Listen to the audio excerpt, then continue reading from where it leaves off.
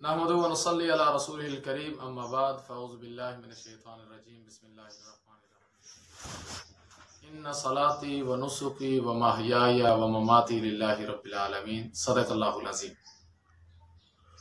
अल्लाह का कुरान नबी करीम सल्लल्लाहु अलैहि वसल्लम पर उतरता है और अल्लाह के नबी सल्लल्लाहु अलैहि वसल्लम फरमा रहे हैं, इन्ना सलाती व नुसुकी, बेशक मेरी नमाज, मेरी कुर्बानी, मेरा जीना, मेरा मरना अल्लाह के लिए है। तो कुर्बानी का कुरान में दूसरी जगह भी जिक्र आया, फसल्लि लिरब्बिका वन्हर।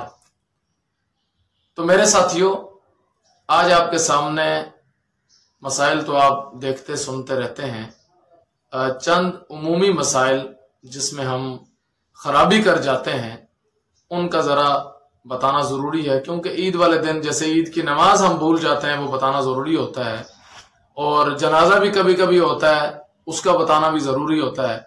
इसी तरह ये कुर्बानी भी साल बाद आती है, तो इसके मसाइल का जहन में हाजिर रहना ज़रूरी। एक मसला जिसमें हम खराबी करते हैं कि सूद खोर बंदे को कुर्बानी के हिस्सों में नहीं रखना चाहिए, क्योंकि सूद बहुत बड़ी वबा है, बहुत बड़ा गुनाह है। अल्लाह के नबी सल्लल्लाहु अलैहि वसल्लम ने फरमाया कि सूद लिखने वाला, सूद लिखवाने वाला, सूदी कारोबार करने वाला, कराने वाला, सब के सब जो है वो गुनाहगार है। इसलिए सूद खोर बंदे को इसमें हिस्सा वाला नहीं होना चाहिए। नंबर 2 कि 7 लोग अगर कुर्बानी में, बड़े जानवर में 7 लोग होते हैं, बाकी जो दुम्बा है, बकरा है, भेड़ वगैरह है, उसमें एक बंदा एक कुर्बानी करेगा। लेकिन ऊंट, गाय, भैंस, कट्टा वगैरह, इनमें जो है वो 7 लोग शरीक होंगे, और 7 की नीयत कुर्बानी की होनी चाहिए और अल्लाह का कुर्ब होना चाहिए। गोश्त तो आपने ही खाना है, आपने ही तकसीम करना है गुरबा में, मसाकीन में, रिश्तेदारों में। लेकिन अगर सिर्फ गोश्त खाने की नीयत हुई और 7 में से एक की भी अगर यह नीयत हुई तो 7 की कुर्बानी जाया हो जाएगी।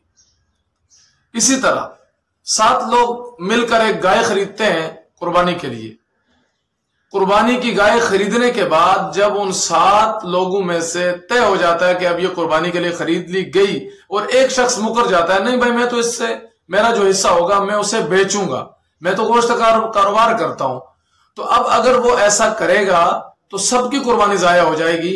उसके जायज होने का तरीका क्या है कि अब उसको तो गोश्त न दिया जाए, कोई और शख्स जो कुर्बानी करना चाहता है वो उससे वो रकम दे दे और वो कुर्बानी में शरीक हो जाए, तो सबकी कुर्बानी ठीक हो जाएगी।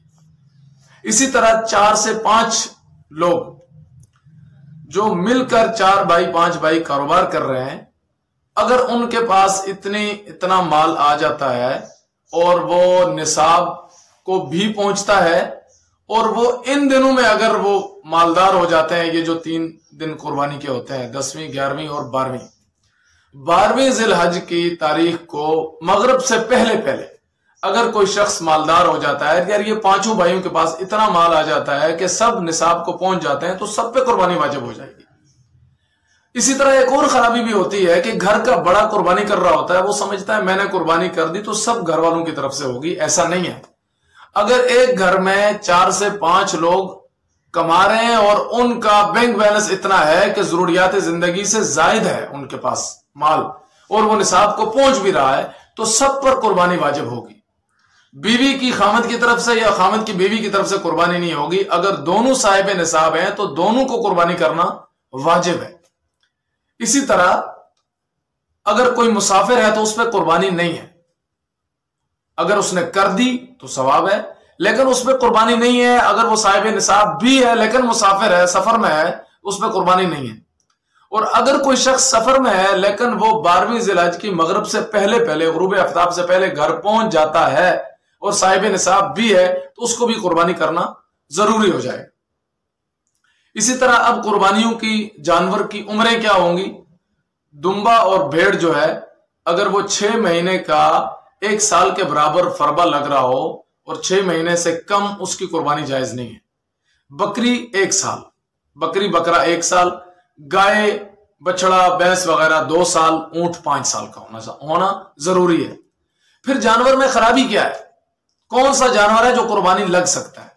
निसाब को भी पहुंच गया बंदा, उसके उम्रों का भी पता लग गया, लेकिन अगर वो जानवर इतना लंगड़ा है कि वो अपनी मज़बा खाने तक वो नहीं पहुंच सकता खुद, तो उसकी कुर्बानी भी जायज नहीं है। ऐसा जानवर जिसकी नाक कटी हुई है, उसकी भी कुर्बानी जायज नहीं है। ऐसा जानवर जिसका सींग, ऐसा सींग जो जड़ से उखड़ गया हो और उससे उसके दिमाग पे भी असर पड़ रहा हो, तो उस जानवर की भी कुर्बानी जायज नहीं है। जो जानवर मादाएं हैं उनका दूध अगर आपने धो लिया तो वो दूध सदका करना पड़ेगा। ऊन अगर काटी है तो ऊन भी सदका करना पड़ेगी। इसी तरह जो है आपको अगर आप अपने वालिदैन बहन भाई के लिए जो फौत हो गए उनकी तरफ से भी कुर्बानी आप कर सकते हैं, लेकिन वो नफिल कुर्बानी होगी और उनको उसका सवाब पहुंचेगा। और अगर आपके किसी मरने वाले मरहूम ने वसीयत की थी मेरी तरफ से कुर्बानी करनी है, तो उसके माल में से उसके लिए कुर्बानी करना ठीक होगा, जायज होगा। लेकिन अगर उसने वसीयत नहीं की थी तो उनके लिए कुर्बानी करना वाजिब नहीं है। वो नफली जो आप कर सकते हैं तो उसका सवाब उस तक पहुंचेगा। और जो है आपने ये मसाइल आपने हम सब ने सीखने हैं, ये सीखना बहुत जरूरी है। इनको सीख कर करेंगे तो अल्लाह के नबी ने फरमाया कि जब आप जानवर को अल्लाह की खालिस नियत करके ज़िबा करते हैं तो पहला खून का कतरा जमीन पे गिरता नहीं है, उसका आपके सारे गुनाह अल्लाह माफ कर देते हैं। बल्कि एक रिवायत में आता है जितने जानवर के जिस्म पर बाल हैं इतने अल्लाह ताला आपको नेकियां देते हैं। अल्लाह ताला आपको और मुझे, हम सबको मसाइल सीख कर इबादत को तकमील तक पहुंचाने की तौफीक नसीब फरमाए। वाखिर दावाना अल्हम्दुलिल्लाह। सआदत की राह है तुम इसमें चलो तो